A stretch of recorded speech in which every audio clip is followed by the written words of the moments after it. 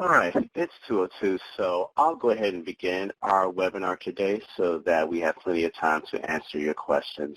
Again, good afternoon, everyone, and thank you for joining us for today's grant solicitation webinar, OJJDP Fiscal Year 2019 Second Chance Act Youth Offender Reentry Program. My name is William Moore, and I am with the Office of Juvenile Justice and Delinquency Prevention's National Training and Technical Assistance Center, also known as NTTAC. And as your technical host, I would like to take a couple of minutes to discuss a few features of the Adobe Connect webinar platform for you all to keep in mind. Please note that this event is being recorded and will be published on NTTAC's YouTube channel. The webinar recording, again, will be archived on NTTAC's YouTube channel, where you can also view past webinars. For the event transcript and supporting materials, please contact the OJJDP NTTAC Help Desk. For those wishing to download a copy of the PowerPoint slides and other important documents, you may do so by locating the handouts pod directly above the chat area. Here, you will also find an FAQ for webinar participants that will likely address technical-related questions. Click on the file name and then click the download button.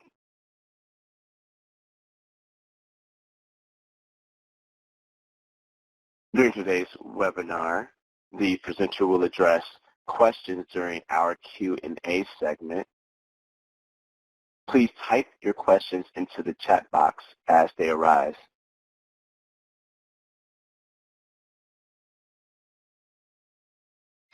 For those of you participating in today's webinar as a group, please take a minute to help us count. Go to the chat window and type in the total number of additional people in the room with you today. If you are viewing alone, there's no need to type anything into the chat pod at this time. And I'll give folks a couple of seconds to do that. Again, please type in the total number of additional people in the room with you today. If you are viewing alone, there's no need to type anything into the chat pod at this time, only the number of additional people with you.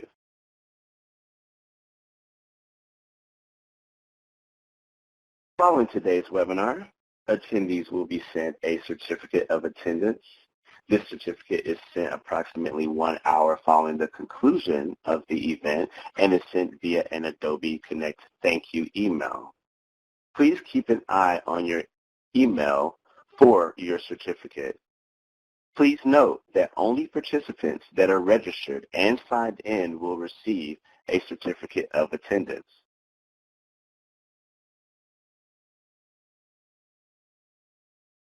And at the conclusion of today's webinar, you will be provided with a link to a brief evaluation about today's presentation. The feedback you provide is used to assist in future planning and training. I will now turn our meeting over to our presenter and moderator, Gwendolyn Dilworth, for today's webinar. Thank you. I want to welcome you as well to this webinar.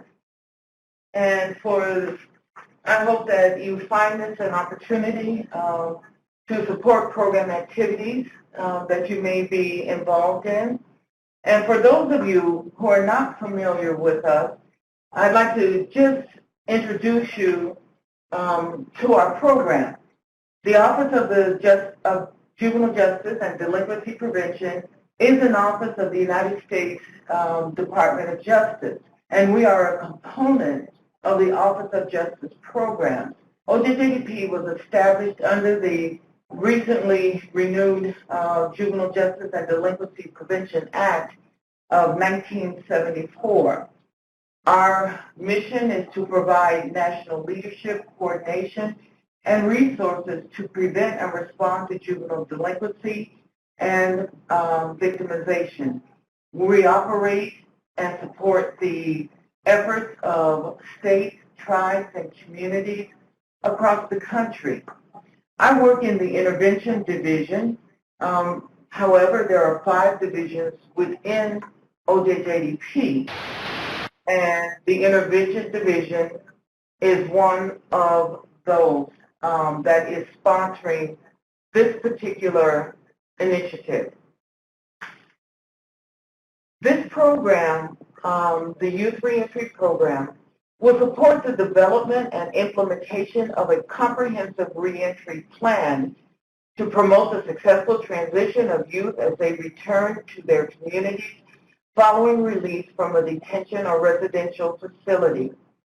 As part of program services within the facility, youth are expected to be screened and assessed for needs and risk of reoffending. OJJDP welcomes applications under which two or more entities would carry out this federal award. However, only one applicant can be the lead on this solicitation. Any others must be proposed as sub-grantees.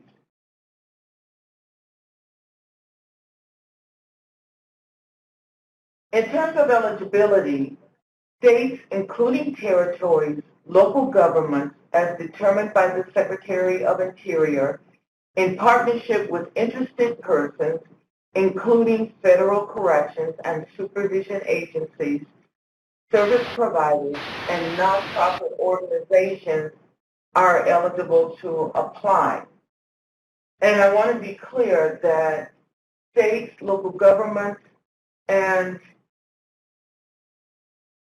territories are the prime, would be the prime on this particular application. All others would be subprime. And I'll talk more about that a little bit later. The program goal is to enhance the capacity of states, local government, and federally recognized Indian tribes to implement comprehensive evidence-based reentry programs that involve collaboration to increase public safety and reduce recidivism among moderate to high-risk youth reentering communities from a residential placement. Program objectives include increasing public safety and, again, reducing recidivism among moderate to high-risk youth before and following release from a juvenile residential facility. Also develop information sharing processes to carry out case management plans that address the criminogenic risk needs of young offenders as identified by validated risk and needs assessment. You will hear the thread of risk and needs assessment throughout the description of this solicitation.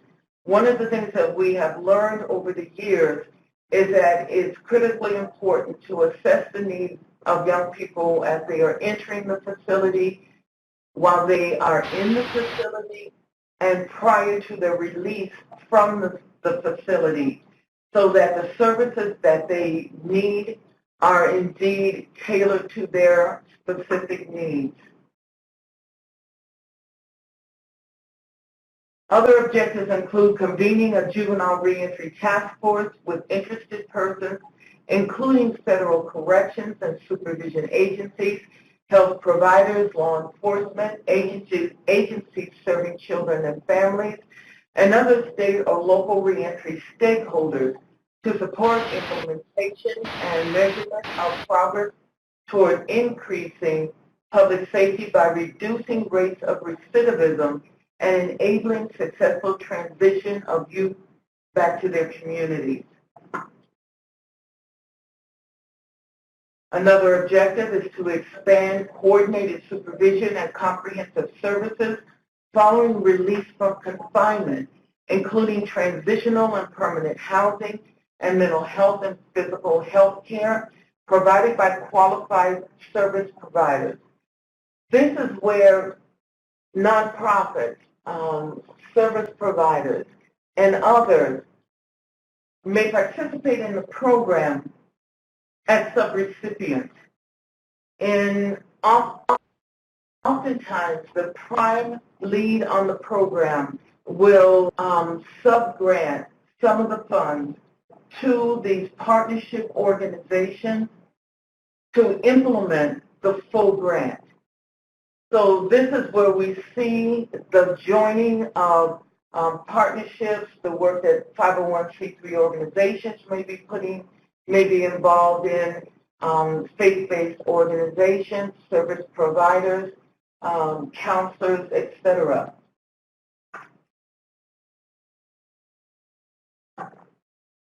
Another important objective of this program is the integration of family practices, strengthening practices that encourage returning youth to develop safe, healthy, responsible family relationships and engage the entire family in a comprehensive reentry process.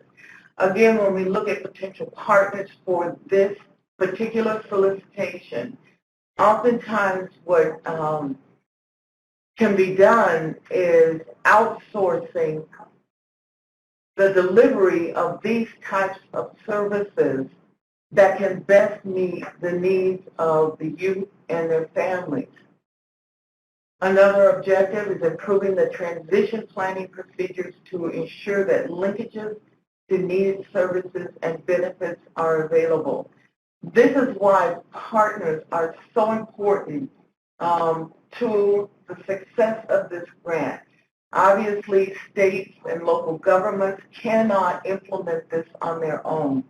They need the cooperation and the full involvement of the stakeholders and the partners in communities providing with expertise in providing these services to be involved as well.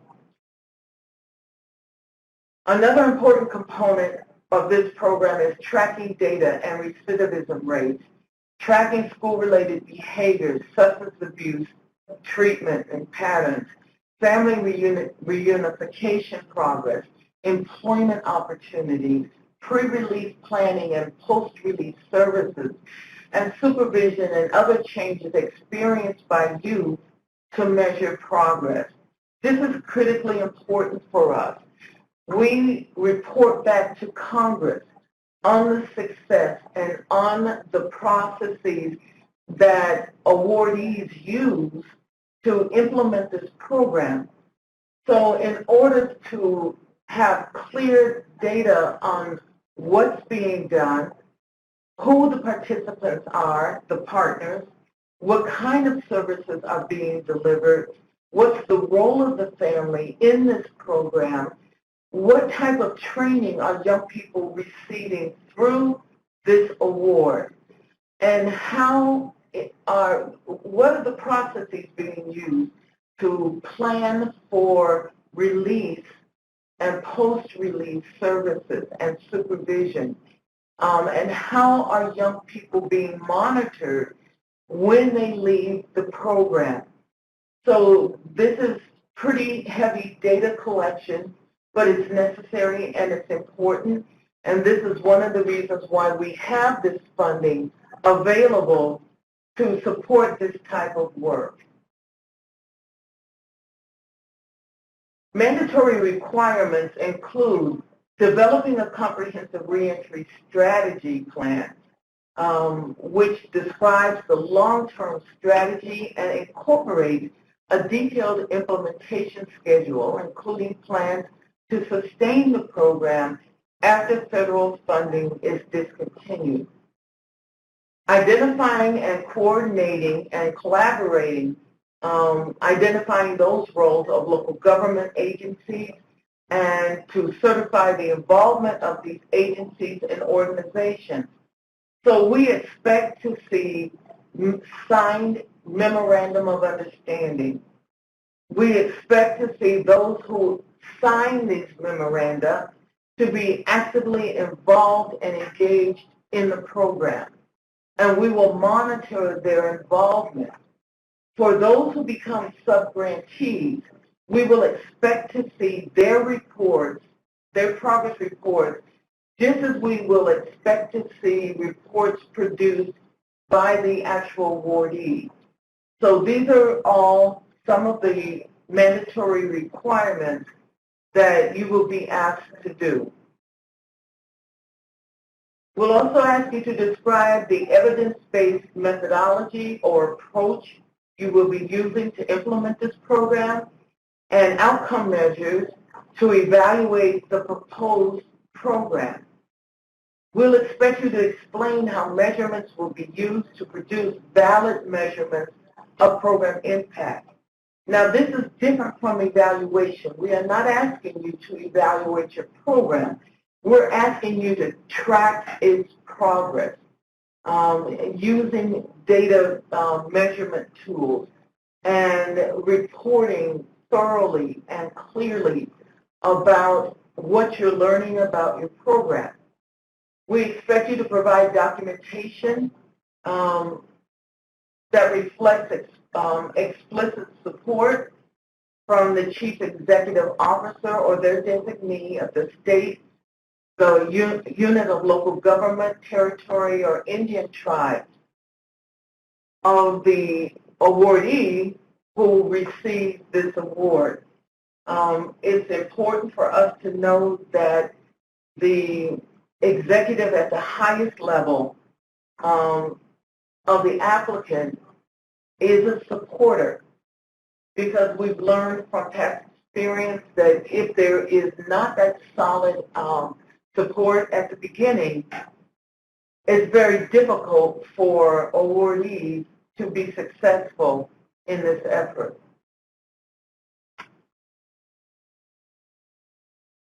We expect you to provide evidence of collaboration with state, local, and tribal law enforcement agencies and government agencies overseeing health, housing, child welfare, education, substance abuse prevention and treatment, and other service providers. We expect you to provide a plan for analysis of the statutory, regulatory, rules-based, and practice-based hurdles to reintegration of youth offenders into the community. This is also, these 2 points are very important as we look at what are the needs of states, locales, jurisdictions moving forward. Because at this level in OJJDP, we want to make certain that we are being responsive to the needs of our awardees. And we do this to ensure their success. Then we want to see you describe the use of state, local, territorial, or tribal juvenile reentry task forces to carry out activities of the proposed plan. Again, as I've talked about the objectives and reiterated with the mandatory requirements throughout this discussion, you will see the requirement of engaging and involving nonprofit organizations, health partners, vocational trainers, the education, advanced education, park and rec. There are a lot of partners that will be involved in the success of this program. So although the state, the territories, and local government may be the lead on this particular solicitation, they will not be working in isolation. So when we review these applications, we're going to be looking very closely at how you will design and introduce your partners, the roles they will play, and the impact you expect them to have. Priority consideration will be given to those who demonstrate a commitment to partner with a local evaluator to identify and analyze data that will enable the awardee to target the intended offender population and serve as a baseline for the purposes of evaluation. So I want to underscore again, we're not saying to you, conduct an evaluation. What we are saying is conduct the elements of data and processes that could be used to conduct an evaluation of the grant. We wanted to demonstrate a focused initiative on geographic areas with a disproportionate population of offenders released from prisons, jails, and juvenile facilities.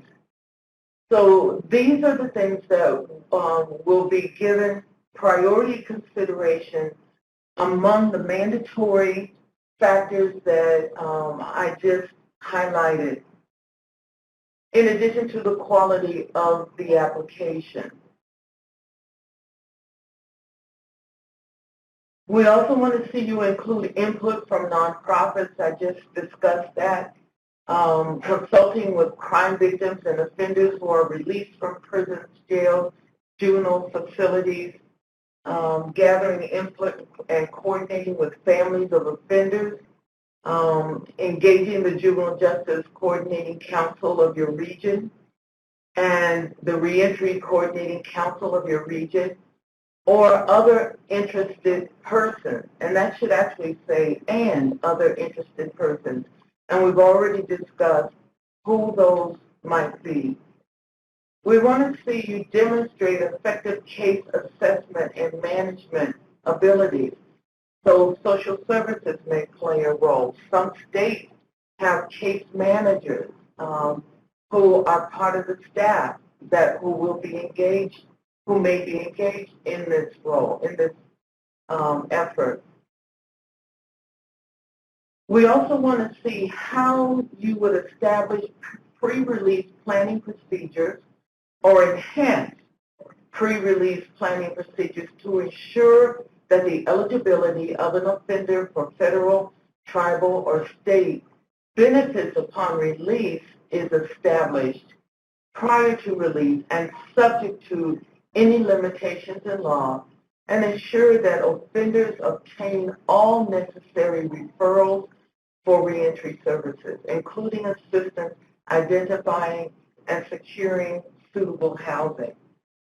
So again, I think as I go through these descriptions, you see why it's necessary to look at the range of partners who have important resources, skills, and capabilities that will augment what the state or what the local government or what tribal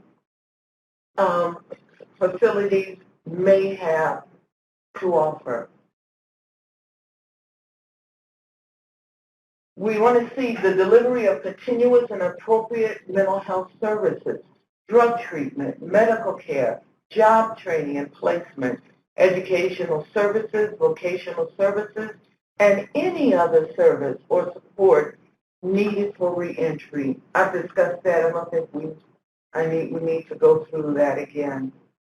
We want you to review the process by which the applicant adjudicates violations of parole, probation, or supervision following release from prison, jail, or a juvenile facility, taking into account public safety and the use of graduated community-based sanctions for minor and technical violations of parole, probation, or supervision, specifically those violations that are not otherwise and independently a violation of law.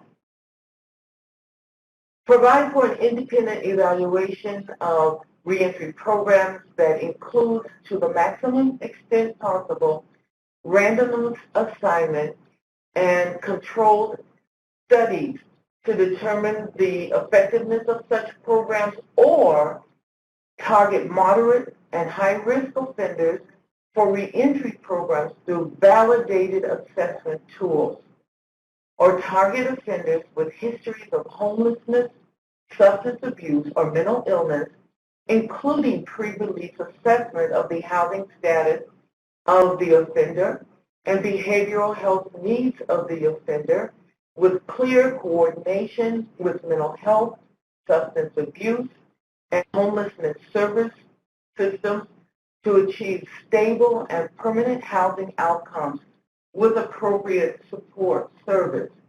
So in these two bullets, you'll see that, again, we're not asking you to conduct evaluation, but we want you to provide data that can be used and tracked for evaluation purposes. Some grantees may want to move forward and conduct evaluation because maybe they've done this work for a little while and they're looking for funds to expand their territorial outreach or to expand the number of youth who can provide services or who are capable, who qualify for services. In the last bullet, you'll see that once again we are underscoring the importance of moving forward with your partners in building a coordinated effort that has strong capacity and positive stability. Now we'll move to more of the nitty-gritty of the application. We plan to award a maximum of 9 grants. The estimated maximum value for each award will be $750,000. The award start date will be October 1, 2019. The award itself is 3 years, 36 months. The type of award this is a grant. It is not a contract. It is a grant. This solicitation requires a match of 50% based on the federal award amount being requested. The match requirement can be met with either cash or in-kind services. The applicant should identify the source of the match, whether it's in-kind or cash, and show how it will be used. Let's go back to the award amount. If the total budget for the project being proposed is $1 million, the funding request will be for $500,000. Remember, this is a 50% match. The applicant will provide the remaining 50% of $500,000 to meet the total budget of $1 million. If a successful applicant proposes a match that exceeds the required 50%, the added match will be incorporated into the approved budget and it becomes a mandatory part of the budget which is subject for audit. Again, the solicitation requires a 50% match based on the federal award amount being requested. The match can be met either with cash or in-kind services. I'm just going to go through this fairly quickly because you have this information and you can read it in your application packet. So you're going to make certain that you complete the 424. You're going to describe a summary of your project in 400 words or less. And I just want to encourage you to make it specific. This is one of the first things we're going to read about your application. So we want to know, what is it that you plan to do? Who are you going to serve? Who are you going to work with? Do you have memorandum of understanding already? Have you done this work before? We'll be looking at what's the issue you're trying to solve.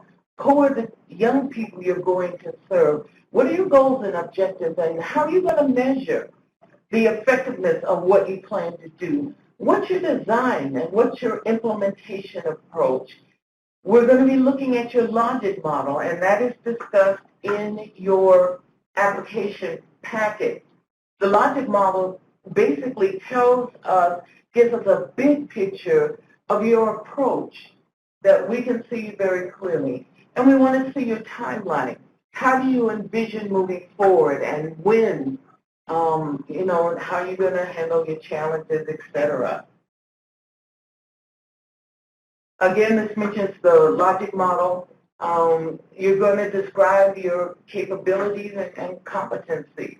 You're going to also submit letters of support and memorandums with statement of willingness by your partners to participate. And when we say participate, we expect that they're going to have an active role in the implementation of this award. They're not just somebody that's signing off a memo so that potentially, the applicant gets an award. We want to see you describe, if you have a partner who's already active with you, describe the partner's role. What kind of responsibilities will they have in the planning process if this is awarded? We want you to estimate the percentage of time that the partner will devote to planning and implementing this project. Only letters of support received with the full application by the due date will be considered during the review process. Data collection for submitting performance. We want to see your data collection plan for submitting performance measures. And just a note, if you do propose an evaluation through this solicitation, you will need to follow the guidance under Note on Project Evaluation in the OJP Grant Application Resource Guide. And there's a link to that. There's actually a lot of information there for you to follow. The budget information that needs to be included, you need to please fill out the budget worksheet and narrative that you are linked to in the application. We review thousands of grants, and we really appreciate when you use the budget detail worksheet and the budget narrative. So I want to encourage you to do that. If you are going to use an indirect cost rate, you must attach a current cost agreement. If you do not, you will not be able to charge indirect costs to a grant if it's awarded. So I just want to make sure that you are aware of that. Some people will attach a cost rate that they had the year prior. If it has expired, it's not usable, and you will not be able to assign indirect costs to the grant. Okay, in your application package, you'll find what we refer to as an FCQ. It's the Financial Management System of Internal Controls Questionnaire. Please complete that and submit that as part of your application package. It is required, and funds will be held if we don't have it and an award was made. Also, be careful to disclose lobbying activities. That's also discussed in the OJP Grant Application Resource Guide.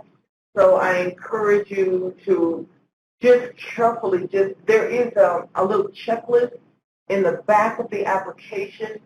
I urge you to go through that and check off all of these little things that can derail your application if they are omitted. So we'll be looking for the disclosure of lobbying activity. We'll be looking for an application that describes any pending application you may have that could potentially conflict with the application you may be submitting. If the applicant is considered to be a high-risk grantee, so you may have had an award with the Department of Justice previously, and you were given a high-risk rating, additional special conditions may be attached to the award. If you determine that you are ready to conduct research and evaluation, just be aware that you will be required, there will be special conditions will be added to your award to make sure that you are following the regulations to protect human subjects and so forth. There's quite a few steps that need to be taken. Information regarding communication with the Department of Homeland Security and or Immigration and Customs Enforcement is also required. Applicants and proposed subrecipients must respond to questions that are in that section of the application. And you will see that when you get to that portion. There are other attachments that need to be included. I've already discussed the logic model, the timeline. Resumes of all key personnel must be included, including the proposed point of contact and the financial point of contact. Job descriptions outlining staff's roles and responsibilities. And again, all key positions should be attached. Memorandum of Understanding, I've already discussed that. Applicant disclosure and justification, and I've discussed that in terms of high-risk grantees, and documentation of anticipated benefits to qualified opportunity zones if it is applicable to your application. Now, this is something new that we have been asked to do. And I have a note on that, but we can come back to that a little bit later. So the registration information is pretty straightforward. These bullets are there, and there's a great deal of information on it in the application. This really is self-explanatory. This is how the application will be weighted. You can see how important the statement of problem is. I described that a few slides back. Your project design and implementation. Is it logical? Does it make sense? Have you demonstrated that you have the tools and the approach to move to design and implement what you're proposing to do? Do you have the skills and the necessary capabilities to perform this work? Do you have a solid plan for collecting and describing the required data for the performance measures that will be produced? And the budget, is it complete? Is it cost effective? Just because the money is there, we want to know that every dollar you're proposing to use has a distinct purpose and that it is fiscally responsible and it's an allowable expense. The budget narrative should describe how the applicant will maximize cost effectiveness of grant expenditure. Once the application is in, OJJDP will review it to ensure the application is reasonable, understandable, measurable, achievable, and consistent with the solicitation. We will use either internal or external peer panels to review, evaluate, score, and rate applications that meet the basic minimum requirements. Applicants will be notified by September 30, 2019 in terms of whether they are receiving awards or if they will not receive an award.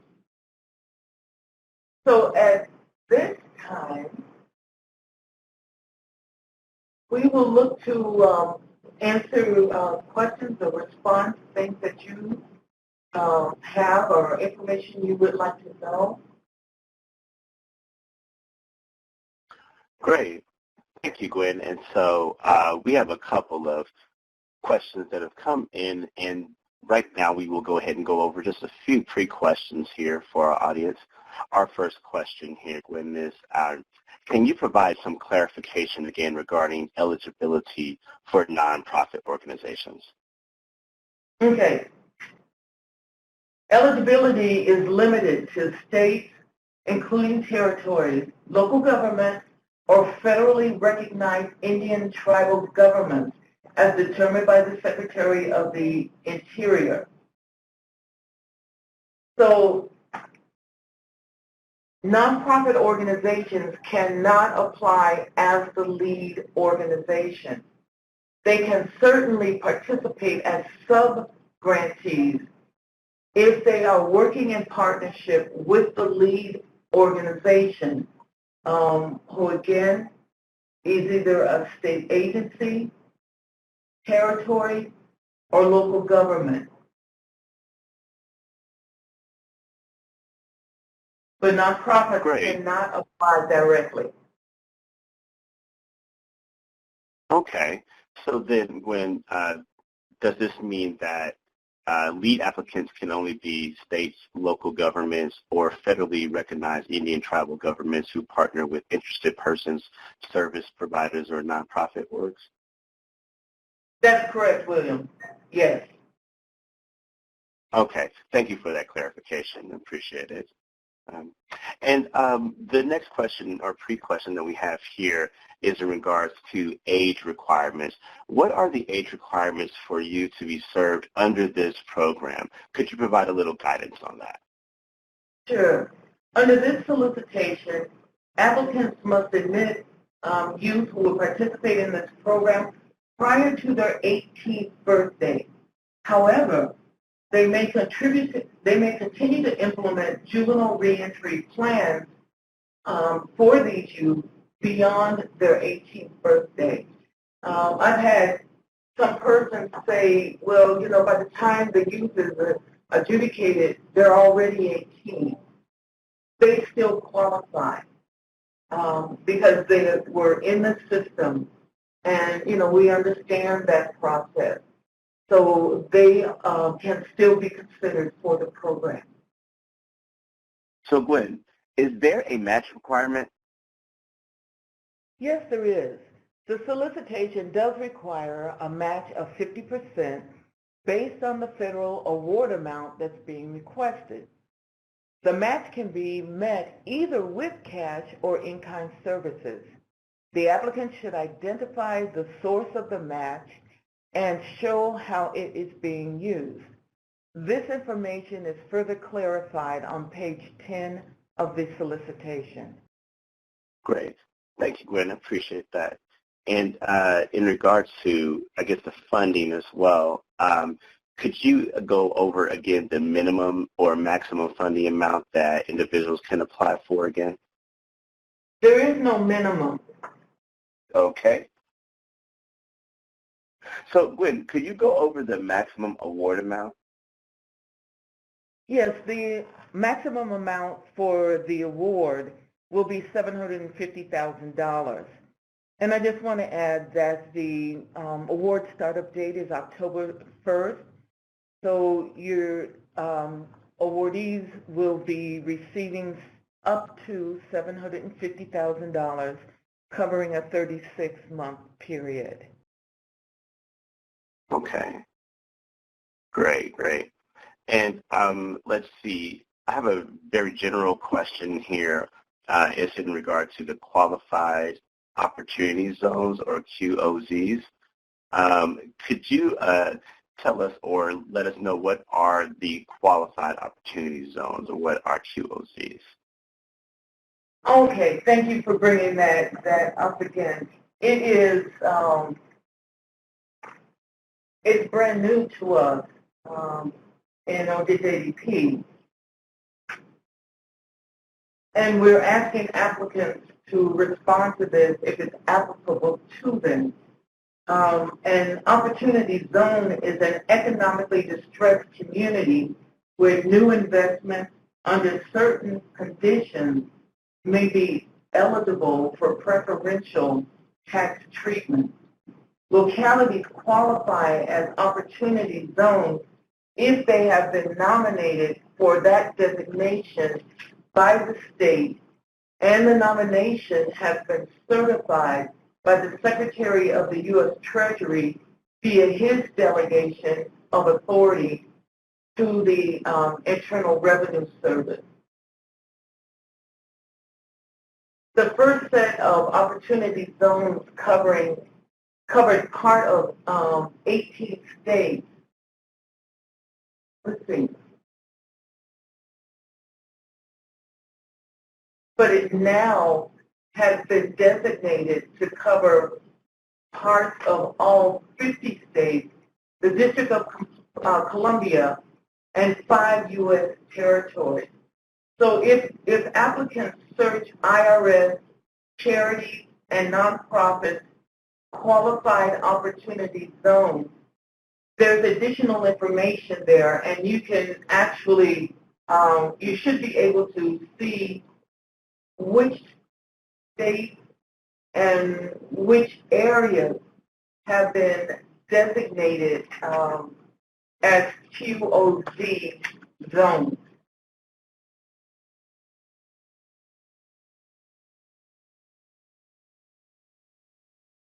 Great. Thank you, Gwen, for that clarification of QOZs. Sure. And let's see. So who do I contact for help with grants.gov? For technical assistance, applicants can contact grants.gov customer support hotline at 800-518-4726. And I believe there's a slide at the end of this webinar that has that information, as well as the email address with that information on it. If an applicant experiences unforeseen problems that may be beyond grants.gov, they can email the National Criminal Justice Reference Service Response Center at grants@ncjrs.gov within 24 hours of the deadline. That information is also available on the final slide at the end of this webinar. Okay, great. And for the audience, just let you all know, I put the information there in the chat pod for you all to access. There's one other thing I'd like to bring up. In your application, please make sure that the organization has registered in SAM or grants.gov in sufficient time. SAM registration and renewal can take as long as 10 business days to complete. So if you decided you are going to submit an application, please get that done quickly because it does take some time to do. Failure to follow grants.gov instructions on how to register and apply as posted on its website can cost a great deal of time and can affect your review of your application. So I urge you to please get that done. Okay, great. And let's see. In regards to, let's see, there's the page limitation, but then we also have here in regards to, I guess, the application of how an application can be submitted. So, for example, can I submit a paper version via the U.S. mail instead of an electronic application through grants.gov? No, it must go through grants.gov because once it's submitted, it uploads and it gets stamped into the system and it processes electronically. So any paper application will not be reviewed. Okay. I think there's a question here. Can a nonprofit apply with the Department of Corrections as an MOU partner? If the Department of Corrections is an applicant for this award, I would certainly encourage the asker to approach them and discuss, how they might partner together. So I would certainly encourage that. And then I see there's another question. Are any State Department of Education receiving these funds? No, these are Department of Justice. And if any state correctional agencies have partnered with the Department of Education, I don't know. Now, we do have other grants that are similar to this one, and Department of Ed is, very vital partner. So I would encourage the asker to talk to their state, find out what they're doing, who they're partnering with, what their roles are, and explore what a partnership with them might entail. And let them know that you're interested in being a partner with them. In terms of what pages are considered to be within the 30-page limit, it's the application itself. That area where you are discussing the statement problem is actually a separate document, but on page,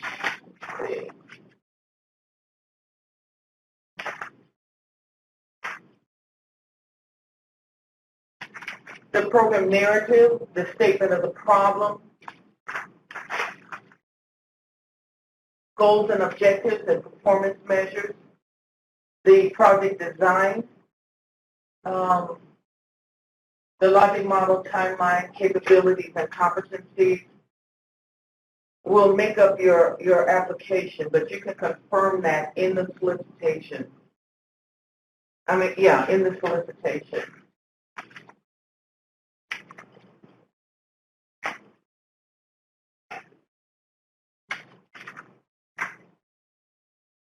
I'm looking at a question here. Okay. This question deals with the person is asking about, let's see. Okay, so the asker provides services, and they're asking, I think the bottom line is in this is that they're asking, really, is there a role for their organization? They see a gap in transition services that are currently in practice. And so, again, I would say, go to your state or your local government, whoever would be submitting the application, and make your case. Can this grant be used to establish services supports for parents, guardians, to better support youth who are returning to their home upon reentry into the community? Absolutely. We encourage the applicant to look very comprehensively in regard to the needs of not only the young person who is preparing for reentry, but through also transition back at home, and also assessing the home situation so they can determine, what's going to be the best place for the youth, and, define what services may be needed by the family, and how family linkages can be strengthened. Are there any other questions? All right, great. It looks like we do have a couple of more questions that have come in here from the audience. Okay. I see someone asked a question about the maximum age for participants. And let's see, they say you stated that if they entered at age 17 but still incarcerated after age 18 can still be part of the grant. At what age, at what point do they age out? We leave that up to the jurisdiction. You know, the estimate is about 25. So that's kind of the soft measure that we've been using. Our hard measure is that the young person needs to be under the age 18 to enter the program. In terms of the number of youth to be served by the program,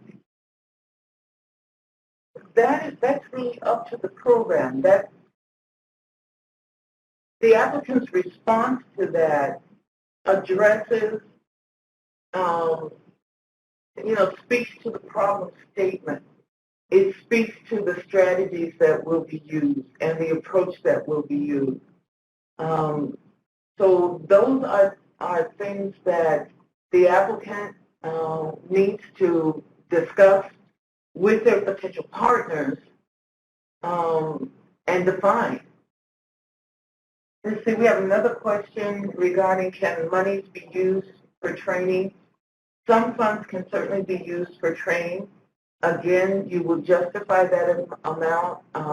What type of training? How would it benefit the program? Only the people participating or being paid by the project can receive funding for the training. So I just want to make sure that everybody understands that. So if there are 3 persons from a particular project that have been assigned to this project, if an award is made, those persons could be eligible for the training, but the entire staff would not. In terms of the types of offenses, we've gone with moderate to high risk as it's defined. That's how we are defining, that's how we're looking at the type of offenses. Oftentimes we'll have jurisdictions who will identify specific geographic areas or specific facilities that are in need of building capacity in services or building staff capacity to deliver services and to be more responsive to young people.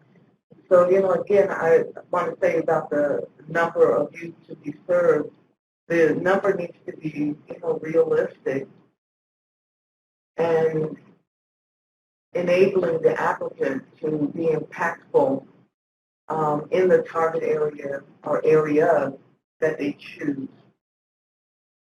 Any other questions?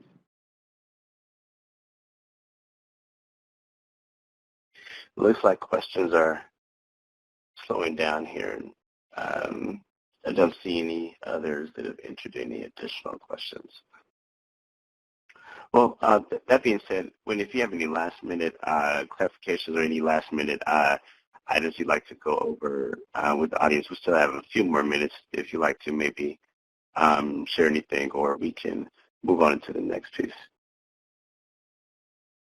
And I guess I need to clear up the match. This solicitation requires a match of 50% based on the federal award amount being requested. The match requirement can be met with either cash or in-kind services. The applicant should identify the source of the match, whether it's in-kind or cash, and show how it will be used. Let's go back to the award amount.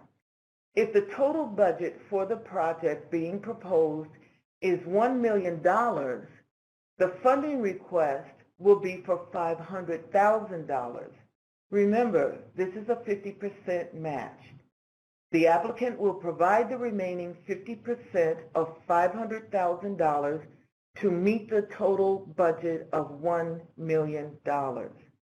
If a successful applicant proposes a match that exceeds the required 50%, the added match will be incorporated into the approved budget, and it becomes a mandatory part of the budget, which is subject for audit.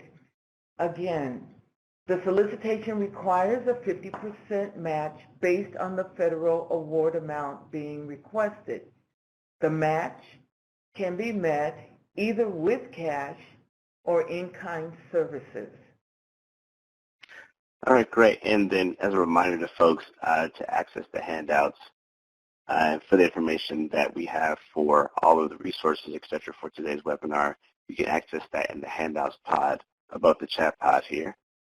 And if you need to, you can also contact us at the help desk if you're having issues with accessing the handouts for today's webinar. All right, looks like our questions are slowing down a bit, and we have about 8 minutes left. So Gwen, I'll let you go ahead and if you have any more additional information, great. And we have some more time for more questions, or we can wrap up. So I'll let you let me know if you'd like to continue on, or if you would like to for me to provide more information for our audience.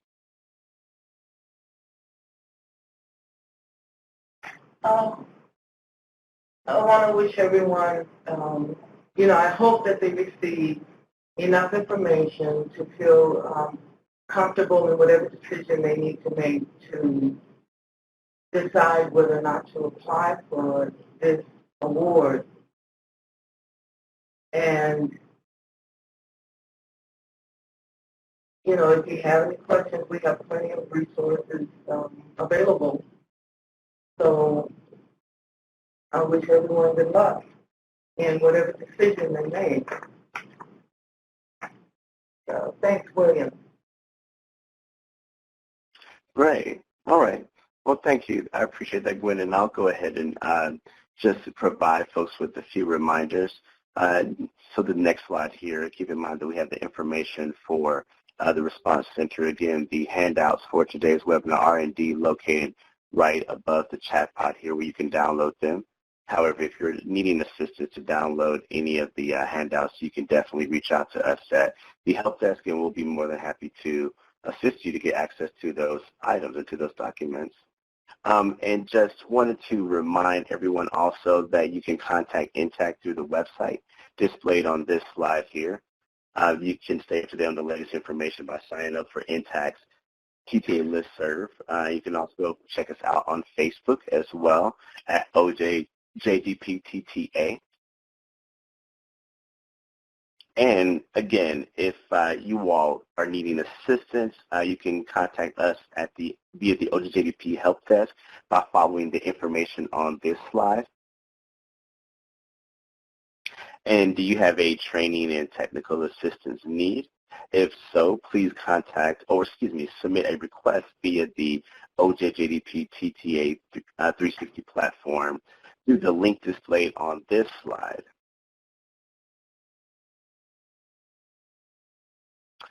And as a reminder, the webinar recording will be archived on our YouTube channel, where you can also view past webinars.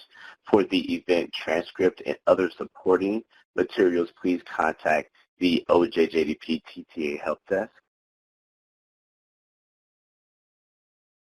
And lastly, we would appreciate if everyone would take about 5 minutes to complete the feedback evaluation. Again, thank you all for joining us today. Have a great afternoon.